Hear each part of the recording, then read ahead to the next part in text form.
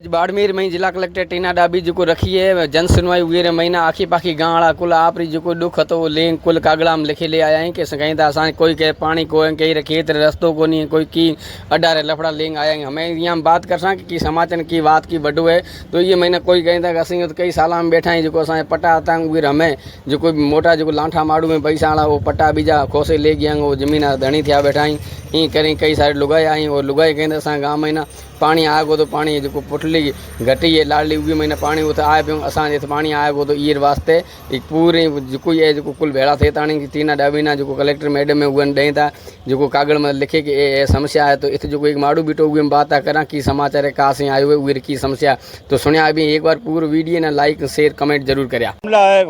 सेजुआ की ढाणी का सेजुआ की ढाणी में मैं तो अनपढ़ हूँ, ये साल बाल तो नहीं बताता हूँ, 2-3-4 साल की बात पहले की है जब पूर्व विधायक मेवाराम जी जैन थे जिस टाइम ज़मीन अलॉटमेंट होती थी। जब मैंने कहा कि साहब आप ज़मीन है जो यहाँ हमारे यहाँ करो, हम बैठे हैं कई पर 50 साल से हम बैठे हैं, हमारे बाल बच्चे बैठे हैं। जने हमारे राजनीति के पॉइंट से एक वहाँ के सरपंच कंवरा राम जी ने और 2-3 दूसरे सरपंच भूमाफियों ने क्या किया कि ज़मीन हमारे यहाँ नहीं करवाई, दूसरी जगह के कराई। फिर भी मैंने मेवाराम जी जैन से कहा नहीं साहब जहाँ बैठे हो आप देखो वहाँ कराई, उसी वजह से नहीं कराई। ज़मीन कराई है बंजर भूमि है। ज़मीन क्या कराई है कि सरपंच एक आदि में कमज़ोर है, क्या उनके पास पैसे नहीं हैं, भू माफिया से उसने क्या पैसे ले लिए, बहुत पैसे ले लिए।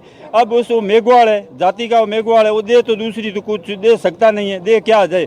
जब भी उसने क्या किया कि पंचायत से ज़मीन अलॉटमेंट करो, ज़मीन अलॉटमेंट करवा के भू माफिया को बेच दी। तो अभी मेरा कहना है कि मेरे को कई लोग गांव के कहते हैं, मैंने ये कहा जिस गांव में रहते हैं सेजुआ की ढाणी के, उस सेजुआ की ढाणी के गरीबों को दे दो। सरपंच मेघवाड़ उनने मैंने कहा अब आपकी जाति के मेघवाड़ा को दे दो, हमें मत दो, ठीक है, हमें मत दो। नहीं तो उसी अलावा आपके हमारे राजनीति किसी की राजनीति से मतभेद होता है, जैसे मैं बीजेपी का हूँ, कांग्रेस का, किसी राजनीति का मतभेद हो तो मैंने कहा आप किसी दूसरे को दे दो। अलॉटमेंट से मिन्नत रो रही है बेचारे, कितने परेशान हो रहे, कितने आप एक ज़मीन नाजायज भू माफिया को बेच रहे हो।